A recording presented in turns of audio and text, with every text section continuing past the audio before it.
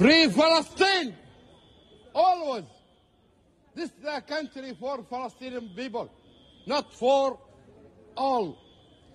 The God He gave you two chance to make it yourself is good, but you don't take it. The good for yourself. And terrorist is not your country. And thank you very much.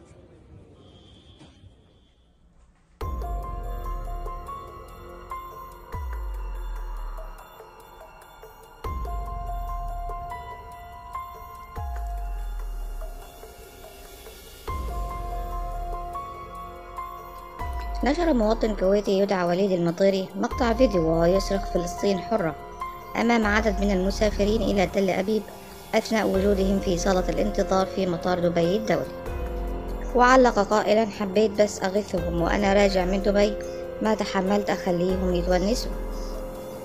وفي السياق نفسه علقت وزارة الداخلية الإماراتية على إحدى التغريدات المتعلقة بالفيديو قائلة: شكرا لاهتمامك، سيتم تحويل الموضوع إلى الجهات المختصة.